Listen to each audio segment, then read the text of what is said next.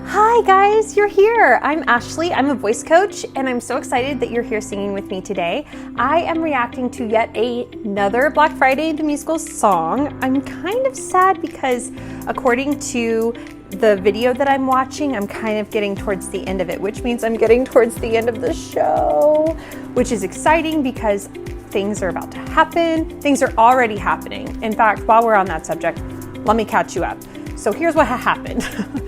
Okay, the scene right before what we're about to watch was Black Friday. So Sherman, I hate Sherman. I hate Sherman. Who shall not be named. Yeah, I can say that. Every time I say Sherman, I have a reaction. It's so funny. So the person who shall not be named was trying to take Lex or kill Lex to get the Wiggly because her sister Hannah has the Wiggly. Either way is trying to kill her. And Lex was like, no, I have ponies.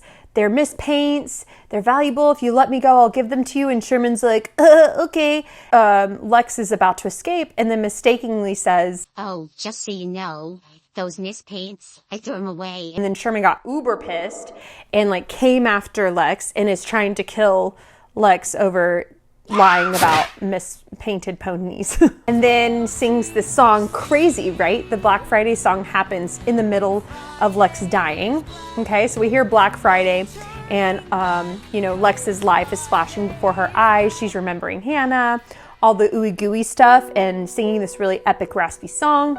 And then at the end of it, Lex is dying and then John comes back. From where? I don't know. But he says, you're not dead yet. And then we hear the final chords. Dun, dun, dun.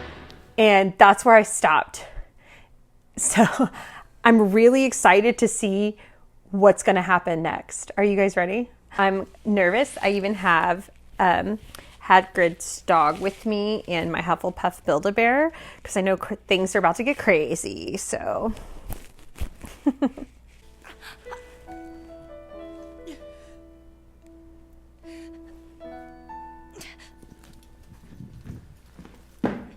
You're not dead yet. What? Alexander Foster, my name's General John McNamara, and I'm going to help you through this. First, you need to subdue your assailant. I'm authorizing you to use my firearm. I can't reach it. Yes, you can. Your sister has a power, and so do you. Reach into the black and white. You must manifest this weapon into your reality. So he's still in the black. Look me in the eye now, Lex, and make a solemn vow to become your best self now. The time has arrived now, Lex, when your Friday's black. It's time to lead the pack. There are monsters and there are men. I can show you the path, but only you can walk it. If Wiggly is birth, who knows what we've all locked? Time has run out. What will you do? I'm going to kill you. Where did that come from?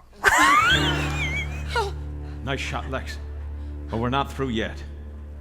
The leaders of your world are lost and helpless. I'm literally crying from the shortest scene of Black Friday. Okay, I'm gonna have to watch that again. What's really awesome is that I can really break down what he's doing in this one. I know when we did Monsters and Men initially, I wanted to break down everything and was going crazy. I think that Monsters and Men is my absolute favorite of the show, but I'm just saying, like, I don't think it's a secret that Monsters and Men is up there for me. We all know this. But now we're getting a reprise and he's having to move even quicker through his registers to get up there. Like, a lot is happening in like less than a minute. Though some of those notes, those higher notes, he is hitting them, but they're not in his natural range, I can tell, especially in this one. He's making it work and he's doing a phenomenal job at it. It's just not in his comfort range, if that makes sense, like his natural range. Oh man, I really want to go on a tangent about natural vocal ranges, and maybe I will. Okay, I'm going to. Okay, here we go, buckle up. So we know that there are 5 voice registers. Vocal fry is the low of the low, right? Then we have the chest voice, which is in our natural speaking range. Our mixed voice, which is a mixture of our head voice and our chest voice. And then we have our head voice, which is very light and airy, and opera singers and classical and choirs, they all sing in head voice because it's nice, light, and airy, and it blends better with other voices. It kind of dilutes your personal natural voice. Then you have the whistle range like Mariah Carey, Ariana Grande, and then you'll hear opera singers go, It's not my whistle range, but you've heard those kind of melodies tied in with that upper register. Now, the biggest vocal register that we have is our chest voice. Again, it's the easiest, it's the most natural because I am currently speaking to you in my chest voice. We don't go around talking like this because then that would be weird. This is my mixed voice, but nobody would want to talk to me like this if I talk like this. So we sit down low, and then even when we're trying to be serious or get our point across, our voice goes even lower.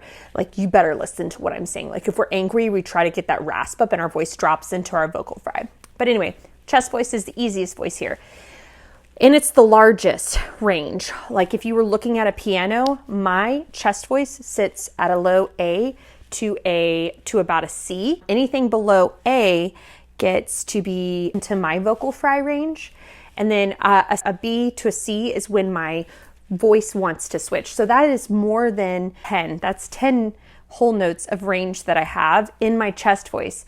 But then when you get out of your chest voice and you go from your mix to your head to your whistle, those are all smaller ranges. They switch very quickly. So looking at Jeff Blim's vocal range here, I would have to sit in front of a piano or have him with me in order to tell you exactly where his voice sits on the piano. But each person's vocal register differently on a piano. So mine is in the range of a mezzo soprano. That's what determines what my range is. It's not how high I can sing or how low I can sing, because just like Jeff Blim, I can sing really high and I can sing really low because I've stretched my voice. I've worked it out. That's flexibility. That's range. That's not vocal register. That's not where your voice naturally sits. I also use the metaphor of like a cello versus a violin. Okay, so a cello can play violin notes, but the person playing the cello would have to work really hard and really work and contort how they play in order to make those high-pitched sounds. Possible, difficult, and it takes training in order to succeed, right? So that to me is like a voice register. I'm a cello. I would say that Jeff Blim is, I would say he's probably, I want to say he's a baritone because he's got high tenor range, but I think he can also sing pretty low. It's hard to tell when somebody has range like that. I would really need to just have him here with me. Moral of the story, there are obvious voice switches here. It's not as blended. If I were to work with Jeff Blim as a vocal coach and he was my student, I would work on making his voice more cohesive, polishing out those breaks in his voice that are called vocal passages when you're moving through your vocal tract. Not saying that that's bad. I just wanted to preface that because of what I'm about to talk about with his voice. You can hear those obvious switches in his voice. So let's go back and listen to that reprise. Oh, I went back a lot. 'Cause there are monsters and there are men. The reason why this is making me cry is I really want to go back and watch it from Black Friday in like all the emotional setup happened, right? We have this amazing emotional song and then we go into You're Not Dead Yet. So she's dying. And then we also learn that Jeff tells us that she has a magical power, so.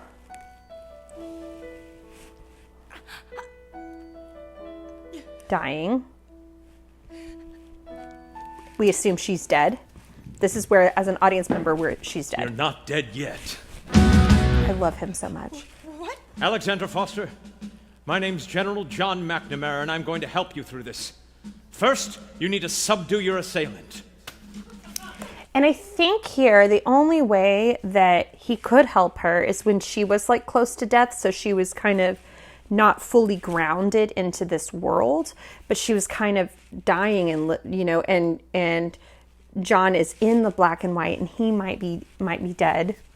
I really can't tell. My assumption is that he is one with the black and white. His soul still exists. He's around, obviously, but he's in the black and white, and he has the gun, and the gun needs to get to Lex. But apparently she has manifestation powers. She has a connection to the black and white, just like her sister does, which is really interesting. I'm curious as to how this is going to go.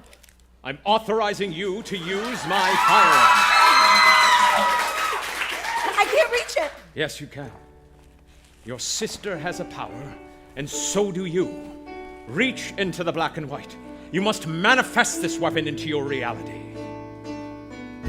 Look me in the eye now. The first time we heard that phrase, look me in the eye, the first time it was, you better look me in the eye when he's talking to the president. Look me in the eye. But here he's being more gentle, and he didn't come in so aggressively. Look me in the eye. You reach into the black and white. You must manifest this weapon into your reality.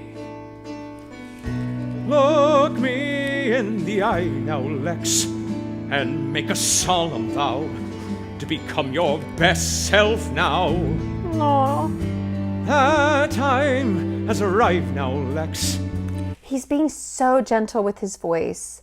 Like you can see like in his hand on the side, he's like, he's trying to be, he's determined, right? He's like, you trust me, have faith in me, believe me. He's wanting to be believed. And it's just such a cool contrast. Looking from when he sang this song the first time and seeing the reprise, this is how all reprises should be. There's a reason why we are brought back to the original song. This is obviously his song and kind of his theme for the whole show, but it's also kind of the song that he goes into when he's trying to encourage somebody or make someone believe in his job in the black and white, in the phenomenon, it doesn't seem real, and it's his job to, when needed, to make it seem real. And her life is on the line, and so it's just crazy. When your Friday's black, it's time to lead the pack. There are monsters and there are men. I can show you the path, but only you can walk. That was a really fast transition. He was kind of lifted there. I'm trying to tell you what registers he's going through because it kind of seems to be the theme of this video, I guess. This is your lesson. Enjoy it. I can show you the path. For me, that's in my chest voice, and I go into my mix. I can show you the path. That is going to sit higher. Me trying to figure out what his voice register is, I'm going to switch into tone. So, because you can hear where the restrain is happening, where it almost feels like he can't go up any higher. And so he's having to add textures like whining in order to succeed in those higher notes. I can show you the path. I think it's just a little bit lower. I can show you the path. Did you hear how that was different? It was very similar, but it's probably just a little bit. So he's probably going from the top of his chest voice into a power mix voice. Let's listen again. To become your best self now. He has to have a... The time has arrived now, Lex.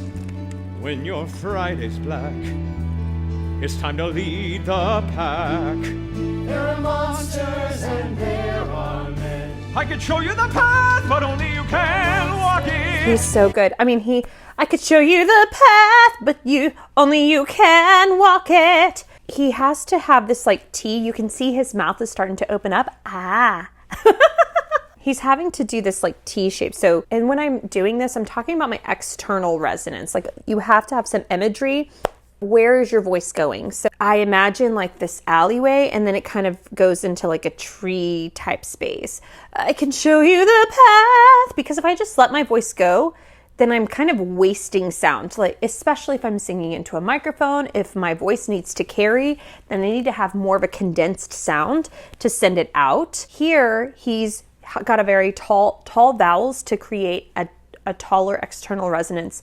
Dot, look me in the eyes now, Lex, right? Do you see that? I can show you the path. He has to brighten a little at the top, brighten his vowel, but he still has to maintain some depth because he started off so So in order for the song to sound as one voice as opposed to multiple voices, you need to blend it. And so he's still sounding very blended and sounding like one voice here. I could show you the path, but he has to brighten in order to succeed in singing those top notes. It's time to lead the pack. There are monsters and there are men. I could show you the path, but only you can walk it. And yeah, that's mix. If Wiggly is birds, who knows what we've all locked it. Mix. Time is run out. What will you do? What will you do? He had to switch into head falsetto for him right there on do, because he was hanging out in the top of his power mix. Because remember that range, the power mix range is not very wide once you get out of your chest voice.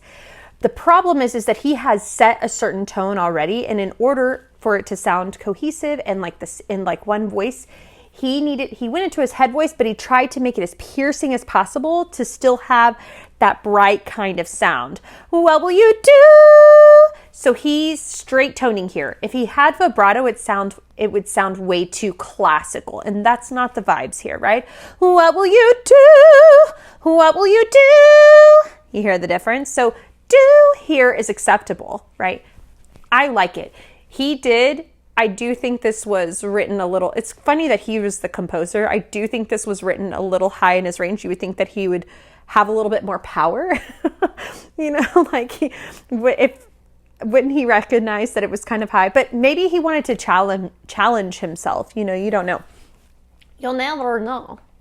I want to listen to it again. Can we? Knows what we've all The whole locked. thing. Time is run out. What will you do? I'm going to kill. That was really cool. So Sherman, I love the actress, Jamie Lynn. I like the actress here. I don't like the character, but it was really cool that the actress matched pitch in speaking, and then to like pull your attention. I'm getting so excited and passionate about what I'm talking about that I'm having my ADHD thoughts are overlapping each other now. And so like this is going on in my head. So Jeff sent out this, what will you do? It's almost like he was passing a vocal football, right? And then Sherman caught that vocal football, that phrase, and da da da da da. So it was a really cool sound visual arc there that it was just really cool. What else do you want me to say? It was cool, man. Time is run out. What will you do? I'm going to kill you. Where did that come from? Okay. I love how that really short reprise turned into a 20-minute video.